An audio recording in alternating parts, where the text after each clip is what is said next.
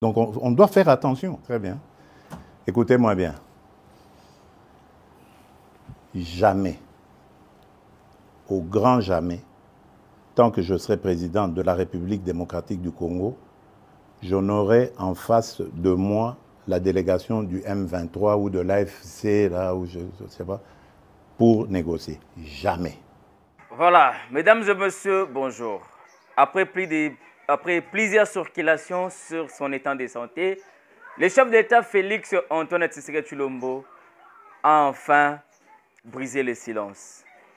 À l'obéli par rapport à l'état de santé, le chef d'État congolais a l'obéli par rapport à la même mise il y a Joseph Kabila concernant Alliance ya Fleuve Congo où Ezali Bongo conduit par Corneille Nangaa. Le chef de l'État a dit tout que AFC Ezali Bongo misala à Joseph Kabila. Certains jugent ces sorties médiatiques des ratés. Bamisusu balobete ba question prioritaire où il faut que le chef d'État lobela a lobeli yango te kasakei ko se focaliser pour na makambo o ezangatina.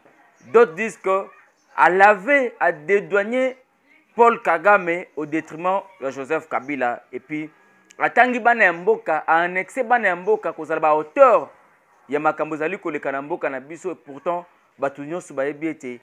Si c'est que d'abord qu'on taxé Paul Kagame, qu'on a la hauteur, il y a agression aux ali ko sale manamboka na biso. Mais pourquoi ces changements brusques? Il y a langage de la part du chef d'État pour dire que Kabila et consort Bazali Bahe Bazali côté insécurité Namboka Nabiso a dédouané Paul Kagame. Est-ce que cela fait de lui un complice? Est-ce que Félix Tshisekedi Azali ko manifester impuissance naie face à Paul Kagame? Natiki mi un élément oyo tokutane juste après. Vous êtes parti de Kinshasa un peu à la surprise générale. Votre service de communication a annoncé quelques problèmes médicaux. Comment allez-vous? Très bien, je crois que ça se voit. Je vais très bien. En fait, j'ai tout simplement fait accepter une prise en charge de mon premier médecin de 2022 que j'avais invité à Kinshasa parce que je ne voulais pas bouger de Kinshasa, même s'il devait y avoir une intervention chirurgicale. Et donc, en le faisant venir, il a apprécié évidemment le matériel que nous avons à l'hôpital du Kantiati, mais il a préféré, pour être sûr et couvert par ses assurances, que je vienne ici moi-même et qu'il examine cela. Ce que j'ai fait. Donc, dans le timing qu'il fallait, j'ai attendu de présider le dernier conseil des ministres du vendredi d'avant celui du 2 août dernier. Et puis, après, j'ai pris l'avion. Les examens se sont très bien passés et je devais observer un petit moment de convalescence pour pouvoir retourner. Et là, je suis en forme et prêt à revenir aux affaires. Monsieur le Président, quand comptez-vous rentrer au pays exactement? Bon, le plus tôt possible. Vous le saurez très, très bientôt. Vous êtes totalement rétabli donc? Totalement, mais je vous le dis, je suis d'attaque à nouveau. Donc vous le saurez très très bientôt. Je suis prêt à rentrer le plus tôt possible. Alors vous allez rentrer dans un pays où le dollar est en hausse. Permettez-nous de parler un peu de la situation actuelle de notre pays. Dollar en hausse, pouvoir d'achat en baisse. Que fait le président de la République, candidat élu il y a 8 mois aujourd'hui, réélu président de la République? Qu'en dit-il? Il se solidarise évidemment avec la population. Je sais que ça fait partie d'un de mes engagements, celui de réduire le pouvoir d'achat. Et la première ministre, Madame Judith Souminois, est très très bien outillée et instruite pour faire face à ce genre de choses. Hier, il y a eu la commission ECOFIR qui s'est réunie sous la présidence du vice-premier ministre, ministre de l'économie, M. Moukoko Samba, et qui a pris un train de mesures qui, je suis certain, vont baisser la tension sur les marchés. Et à propos du dollar, bon, c'est le combat habituel. Vous savez, nous avons une économie fortement dollarisée qui dépend beaucoup de toutes les fluctuations de cette dernière monnaie. Et nous essayons de prendre des mesures assez urgentes, mais qui seront difficiles évidemment à mettre en œuvre parce qu'il faut inverser la tendance actuelle à faire dépendre notre économie de l'importation en produisant localement. C'est pour ça que nous avons un fameux programme très ambitieux d'ailleurs agricole pour essayer de nous mettre à l'abri de ce genre de choses. Et il y a des inspecteurs aujourd'hui, des inspecteurs économiques qui sont lancés sur les marchés pour surveiller aussi la façon dont les prix sont fixés. Parce qu'attention, ça peut aussi être une cause ou une raison de sabotage. Vous savez que nous sommes un pays en guerre. Nos ennemis essayent de nous déstabiliser de toutes les manières qui soient. Ils le font par la guerre et peuvent le faire autrement aussi par la hausse des prix.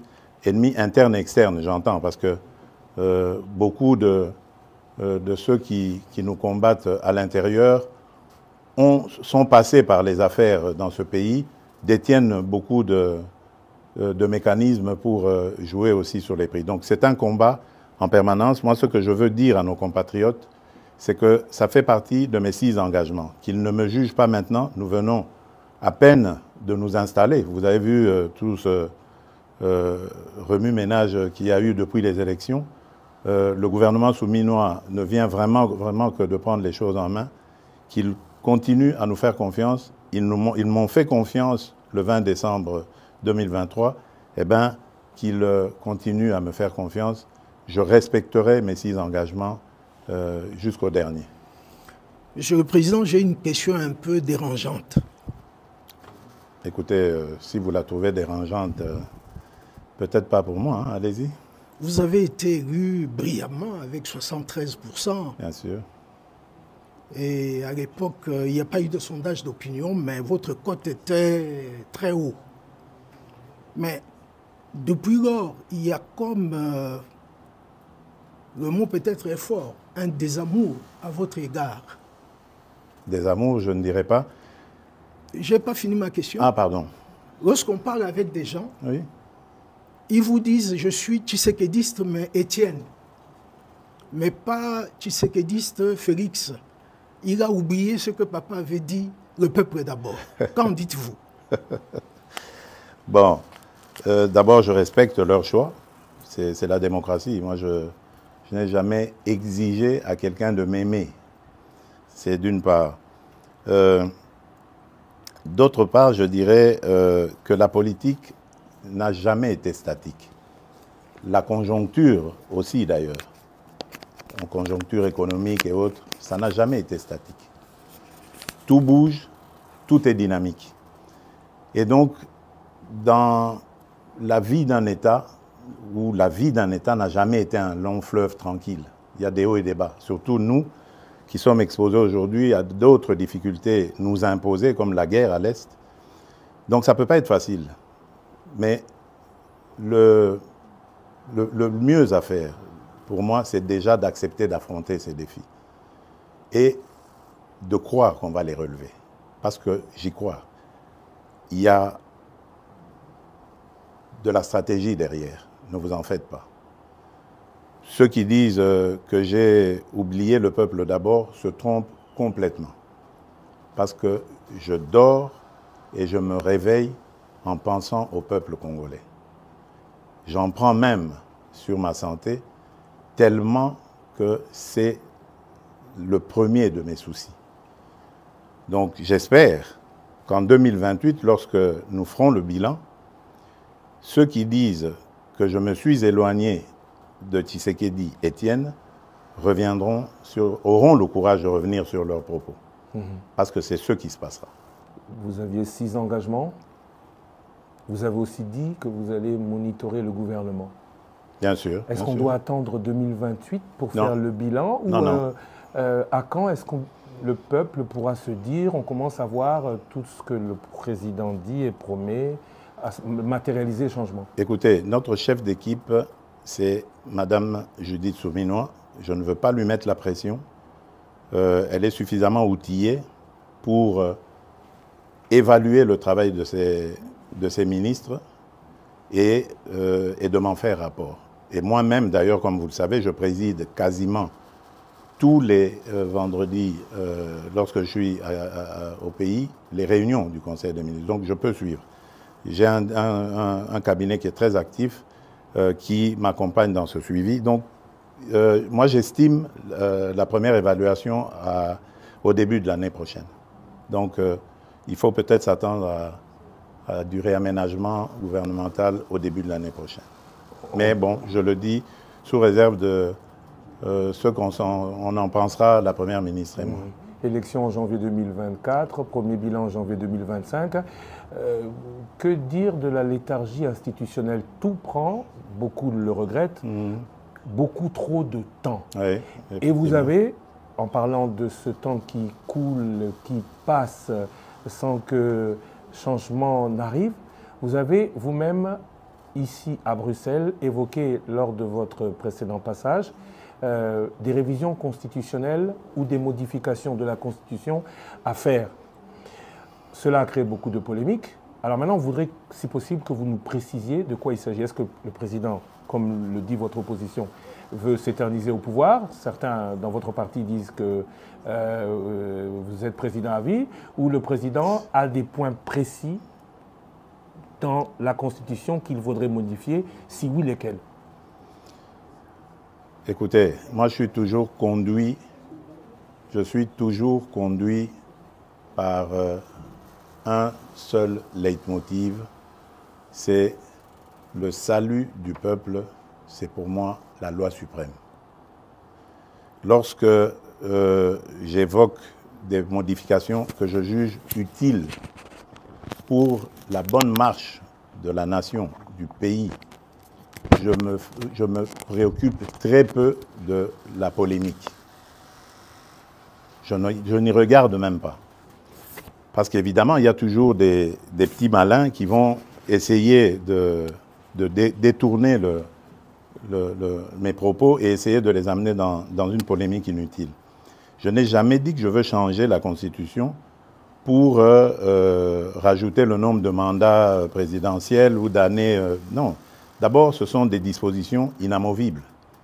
Pour les changer, il faut retourner auprès du peuple souverain primaire. Mais par contre, les autres dispositions, telles que celle-là, qui nous posent beaucoup de problèmes. Regardez, vous l'avez dit, j'ai prêté serment le 20 janvier devant la nation. Et immédiatement après, la publication des résultats des législatives a commencé et les périodes de contentieux. Ça nous a pris presque 2 mois. Publication, contentieux, etc., retour, annulation et tout le bazar. Puis ensuite, les députés provinciaux et les communes, cette fois-ci on a eu les conseillers communaux et tout ça, et tout avec son lot de contestations, voilà. Donc en peu de temps, ça nous a pris je ne sais combien de temps. Le gouvernement, pour le faire, on a mis 1 mois. Normalement, la Première ministre et moi, le temps de la nommer et puis de discuter. Voilà, donc on a tourné autour des choses.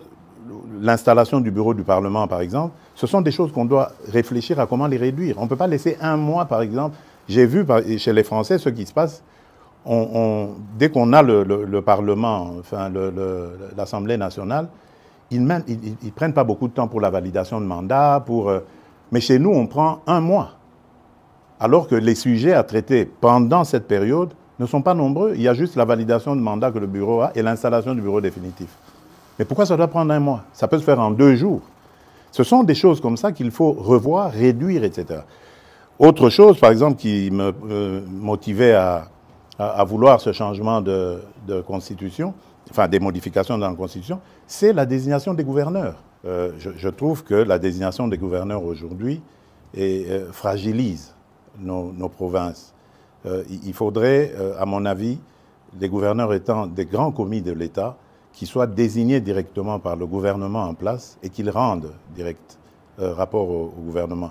Les sanctions, on peut imaginer comment les prendre en cas de dérapage, mais lorsqu'on laisse à la vindicte des parlementaires provinciaux, des députés provinciaux, la gestion comme ça des gouverneurs, moi je crois qu'on a un problème encore de culture politique au Congo, Nous n'avons pas besoin d'aller aussi vite. Ça, c'est pour les pays qui sont outillés dans la démocratie, dans la gestion de la chose publique. Nous avons encore besoin d'apprendre et on doit y aller étape par étape. La réforme sur cet éclatement de l'administration a été très très mal faite, à mon avis, et précipitamment, et il faut revoir. Voilà pourquoi moi j'ai parlé à un certain moment de réunir une grande commission nationale de plusieurs experts, une commission multidisciplinaire, qui ferait qu'on prendrait en compte tous les vrais problèmes de la nation, mais par des nationaux, pour avoir une constitution adaptée à nos vrais problèmes, pas celle qu'on a eue, qui nous a été parachutée venue des laboratoires étrangers. Voilà, on pourrait recourir à l'expérience étrangère, mais en fonction de nos expériences vécues au pays. Aujourd'hui, moi je suis désolé, mais notre pays s'éclate de plus en plus à cause de toutes ces élections provinciales et autres qui radicalisent le tribalisme, le clanisme. Aujourd'hui, vous allez, par exemple, je prends le cas de l'ex-Grand Katanga, mais vous trouverez quelqu'un, par exemple, qui a vécu à Lubumbashi, mais parce qu'il est originaire du Lualaba, on lui conteste le fait de pouvoir aspirer à quoi que ce soit à Lubumbashi. Soi-disant parce qu'il y a eu découpage et que maintenant sa place est au Lualaba. Mais qu'est-ce que ça veut dire? Le pays va volo, là. Donc on doit faire attention. Je veux bien démembrer les choses, je veux bien rapprocher l'administration le plus près possible des administrés, mais attention, je tiens à l'unité de la nation. J'en suis garant. Monsieur le Président, nous abordons maintenant la situation à l'est du pays. Oui. Aujourd'hui, c'est quasi certain que le Rwanda a relancé le M23 après le réchauffement des relations entre la RDC et l'Ouganda. Très bien. C'est acquis maintenant. Il y a eu la réunion à Rwanda, pour ne pas rentrer dans tous les détails. Il y a eu début de dialogue. Mais il y a des voix qui commencent à dire qu'il faut un peu de bon sens pour qu'on commence à négocier. Avec qui? C'est la grande question. Et mon autre question, c'est que négocier avec qui? Mais quoi? Négocier quoi? Voilà. Très bien. Écoutez-moi bien. Jamais, au grand jamais, tant que je serai président de la République démocratique du Congo, je n'aurai en face de moi la délégation du M23 ou de l'AFC, là où je ne sais pas, pour négocier. Jamais. Ce que j'ai dit, c'est que je veux parler avec le Rwanda. Pas négocier, vous avez raison. Parler avec le Rwanda. Pour demander à M. Kagame, criminel de son État, qu'est-ce qu'il a à voir contre mon peuple? La République démocratique du Congo, à l'époque République du Zaïre, avait sauvé le Rwanda d'une plus grande catastrophe qui aurait été si nous n'avions pas ouvert nos frontières à tout ce flot de réfugiés. Malheureusement, il y a eu une certaine cécité internationale qui a permis que parmi les fugitifs, il y ait les criminels génocidaires et qu'ils soient rentrés sur notre sol avec leurs armes. On ne les a pas désarmés. Aujourd'hui, l'enfer est parti du Rwanda et est arrivé chez nous. Et on nous abandonne à notre propre sort. Évidemment, le régime criminel de Kigali en profite parce qu'il découvre que c'est une région très riche en minerais et en produits de tout genre, agricoles et autres. Et il veut en faire maintenant son espace. Et ça, nous ne disons jamais, il n'y a rien à négocier. C'est chez nous. Ce qu'ils n'ont à faire, c'est une seule chose, de plier bagage. Et si je veux parler avec le Rwanda, c'est pour ça, pour dire, bon, c'est quoi votre problème? Pour nous laisser tranquilles. Pas pour vous donner quelque chose, mais pour nous laisser tranquilles. Si vous pensez qu'il y a encore quelque chose chez nous, on va la régler et on vous règle ça et puis c'est terminé. Ils ont donc parlé des FDLR. Nous sommes aujourd'hui à Luanda pour parler de ces histoires-là. Cesser le feu et comment régler le problème de FDLR. C'est tout. Donc, ce n'est pas des négociations pour, après, arriver à des... comment ils appelaient ça? La mixage, instaurer brassage, mixage. Niet. Ça, il n'y aura plus. ils peuvent arrêter de rêver. Et d'ailleurs, c'est parce qu'ils le savent que vous avez vu qu'ils ravivent encore ce M23, coquille vide, dans un territoire d'ailleurs qui est sous leur contrôle. Donc vous voyez que c'est de la propagande en fait. Ils veulent faire croire que, d'abord ils font cette comédie, ils font dire au M23 qu'ils ne se sentent pas concernés par Luanda, alors que tout le monde sait que c'est Kigali qui les pilote. Ensuite, ils les ravivent un peu pour dire, vous voyez, nous sommes capables de reprendre les armes. OK. Nous savons et nous sommes inscrits dans le processus de Luanda. Et d'ailleurs, demain, des pourparlers vont commencer pour justement se pencher sur le plan de cessez-le-feu et de retrait et le plan d'anéantissement des FDLR. Et nous disons, si à côté de ça, le grabuge continue, nous continuerons à tenir pour responsable Kigali. Et pour nous, le provocateur numéro 1, ce sera lui, et les conséquences, ce sera à lui de les assumer. C'est ça le problème. Et si ça continue, beaucoup pensent que cette guerre n'est pas qu'une guerre des richesses, mais surtout une guerre de conquête du territoire. On a beaucoup parlé de balkanisation. C'est une guerre de richesse.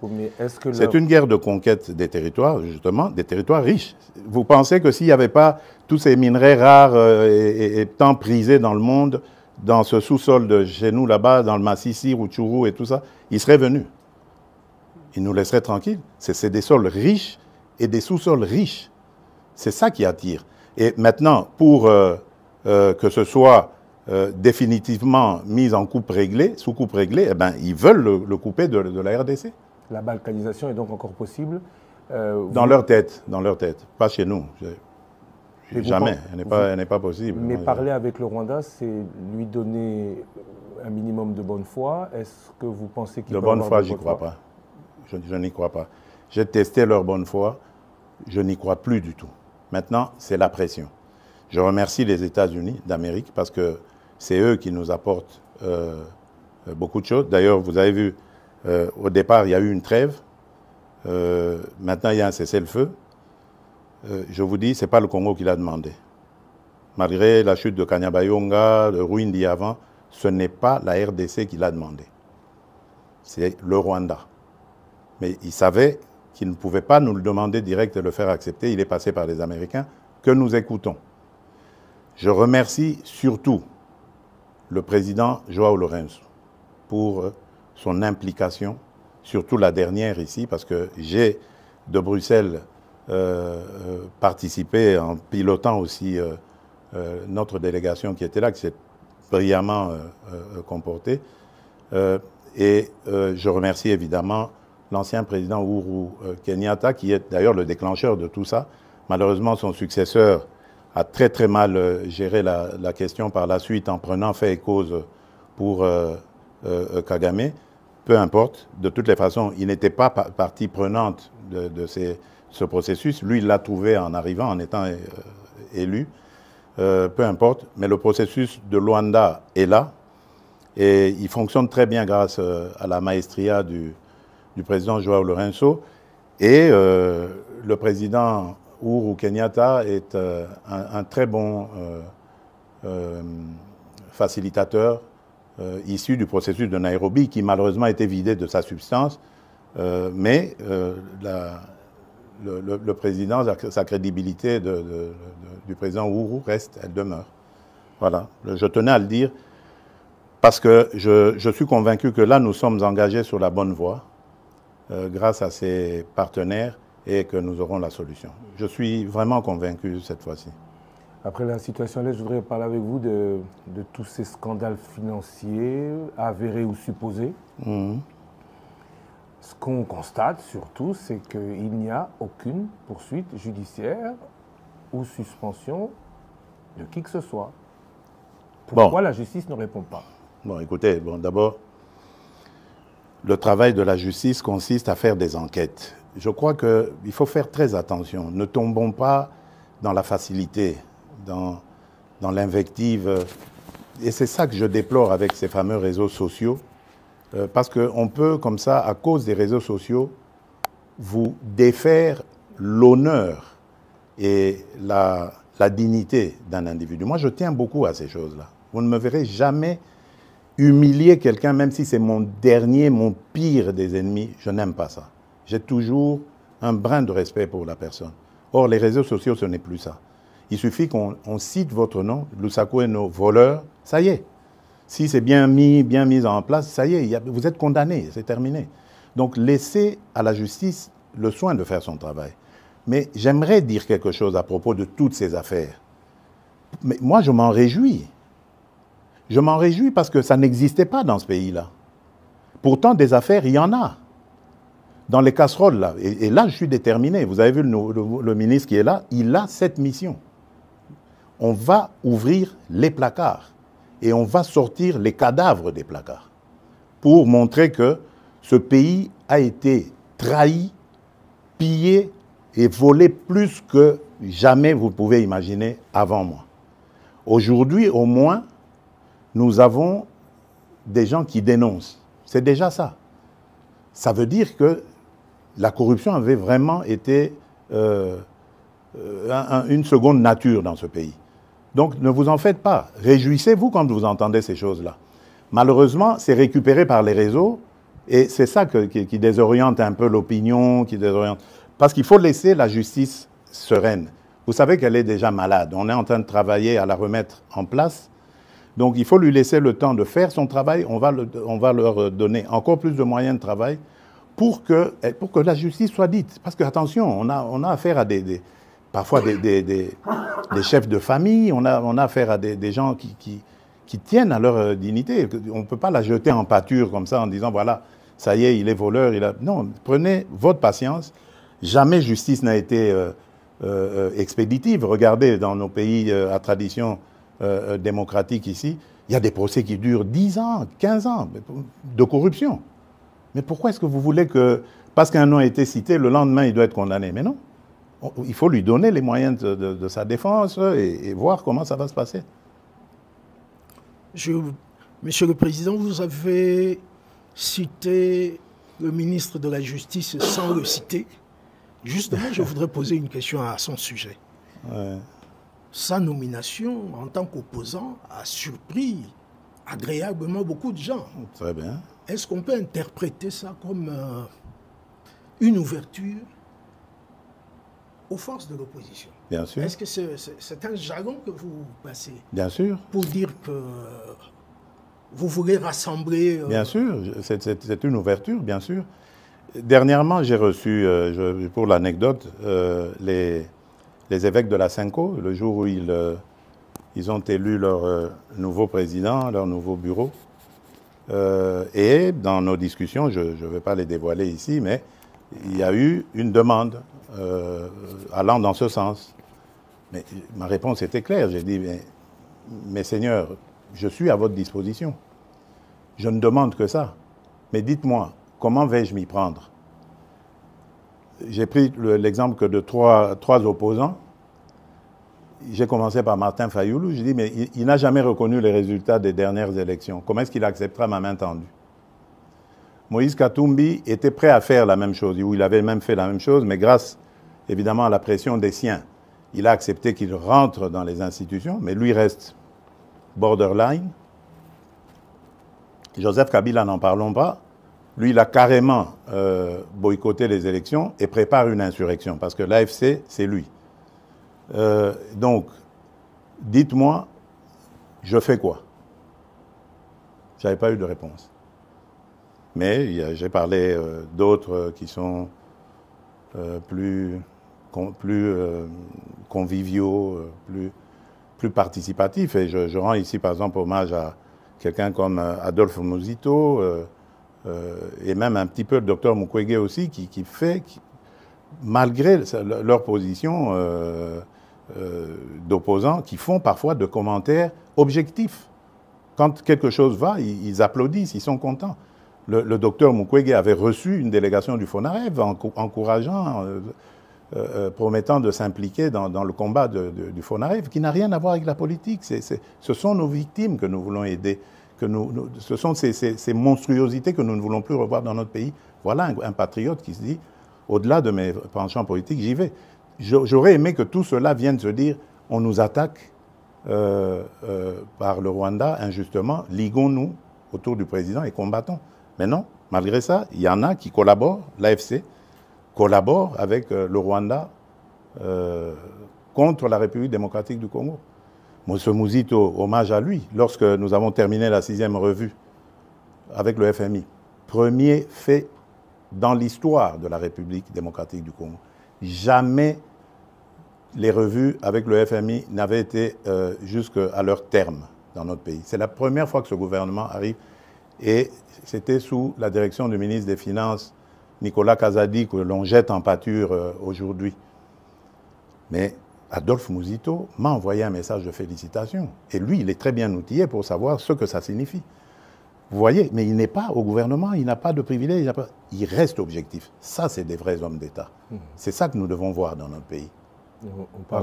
On parle de l'opposition, je voudrais un peu parler du parti au pouvoir. Bien sûr, oui. Crise à l'UDPS, appel à la médiation du président qui est au-dessus des partis. Alors le président fait quoi? Le président dit quoi?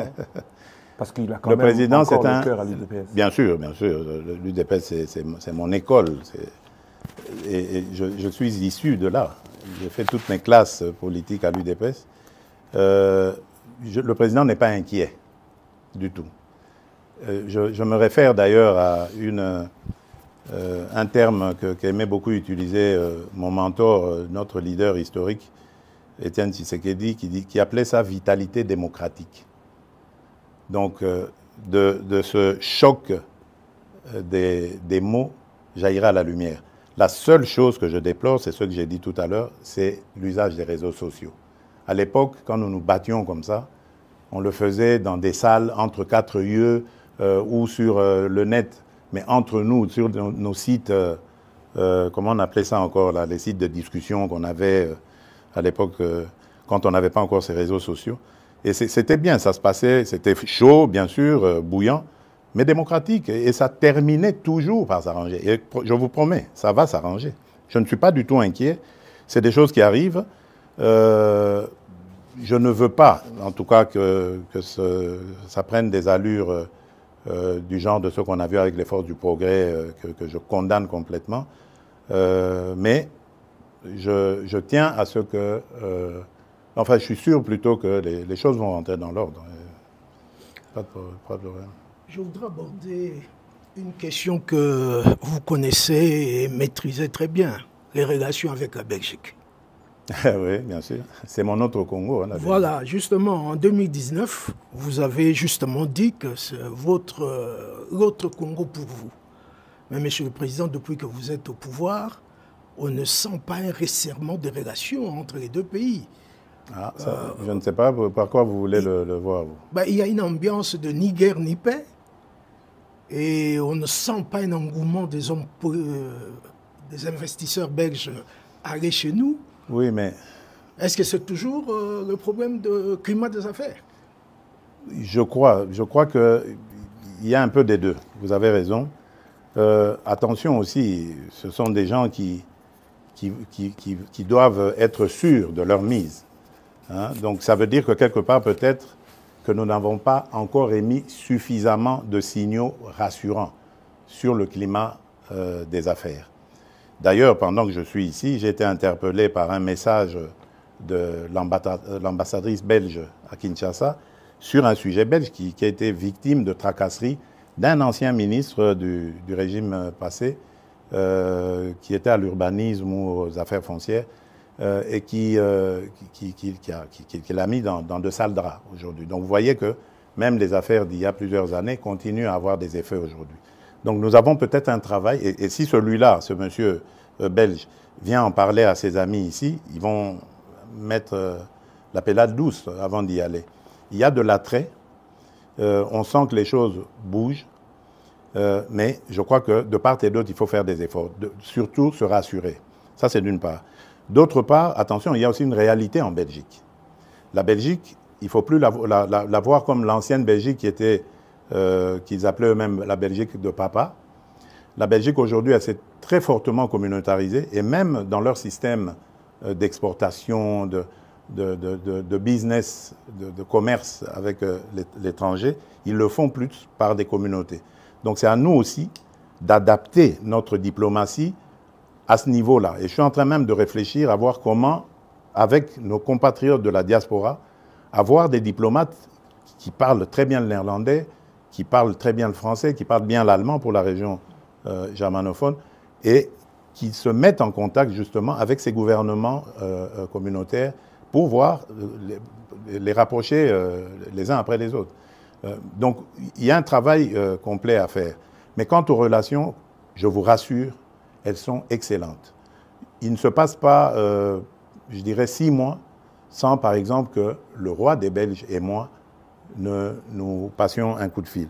D'ailleurs, nous avons un rendez-vous programmé déjà pour septembre prochain ici en Belgique. Donc ça se passe très bien. Au niveau du gouvernement, même chose. Celui que j'appelais affectueusement mon cousin, Alexander De Croo, nous ne rations aucune occasion pour nous appeler.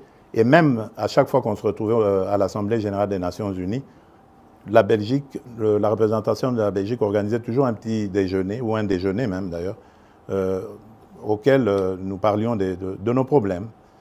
Donc ça va vraiment dans l'ensemble ça va. Et j'y tiens, je tiens vraiment encore à améliorer cette relation. Mais comme j'ai dit, nous devons faire des efforts de part et d'autre. Attention, le Congo, c'est vrai, c'est une très belle femme, très attirante, mais en même temps aussi très convoitée et peut-être pas très présentable encore. Donc nous devons soigner sa présentation. Monsieur le Président, merci beaucoup. Merci Bodoamba Wechi du site Internet Congo Indépendant d'avoir été avec nous aujourd'hui pour cette émission exclusive. Merci à vous. Bon retour. Soki Okoye Bissabiso, il faut quand même qu'on termine en lingala pour les Congolais qui nous suivent, même si le lingala de M. Ambawichi est peut-être un peu mieux élaboré que moi, encore que j'en doute. Moi, je crois que oui. Vous rentrez aux Ozonga, Kinshasa, Kisangani vous a attendu. Est-ce qu'on va vous y voir? Vous aviez dit l'intérieur du pays, vous allez beaucoup pratiquer pendant ce deuxième mandat. Quel est votre programme une fois de retour au pays? Oui, bon, nakozonga mboka, en tout cas, na mikolo mike, bangonga mike kuto na koloba, o ezali liboso awa. Kisangani nakozonga, po nalingaki kuto na sacrifier likambo ya santé, po nakende Kisangani nazana le 2 août. Mais nzoto nde esengaki abandon. Yango na bi nasala yango, po na Kisangani biloko ya kosala ezalaki. Aéroport à Bamboka, centrale électrique, na solaki déjà na DG à SNEL, na lingi, likambo centrale électrique wane sila, na kokite lango, na kende kotala. Na mwa makambo ebele, surtout babitumba wana ya bandeko na biso, ba mbole na balengola, na lingi koyoka makambo wana na mboka na biso te. Na okende kotala yango, pembeni na tala, et puis surtout ko remercier peuple na biso ya Kisangani, ndenge ba yambaka biso, pe ndenge ba votaka biso. Donc nakozonga. Et puis nakozonga na mois d'août awa. Eza lisusu molaite tokozonga pe na mama parce que sengelaki tokende na mama na le 2 août. Donc nakozonga. Pe nakotambola Congo mobimba bozala na bobangi te. Le problème tozali nango ezali onazoloba ezali nano ya kosilisa makambo ya mbilinga kimia ekota. Congolais nyonso asepela. Tokoka kokende kotala na kopesa na bambote na esengo. Okoki kokende te esika batu basepeli kaka na ndako na biso moko Congo bamisusu baza na mawa baza kolela nga na nini komona yango te. Na tie nanu makasi na nga mayele na ngai na kosilisa likambo monguna akotiseli biso moto oyo azokotisela biso na mboka sima na yango tokosala tozana na bambula ti na 2028 likambo banga. Voilà, nous sommes arrivés à Kinshasa après un long séjour de travail acharné à Kisangani, une semaine en tout cas, de retour à Kinshasa à bord de SGR aéronautique. Merci beaucoup à son excellence Doudou Fwamba. Doudou Fwamba, le chéquier de la Chopo. Voilà. Qui trop que Doula la Kuna. Rien n'est impossible, Marc. Marc, rien n'est impossible. L'impossible n'est pas Marc. Massambwe.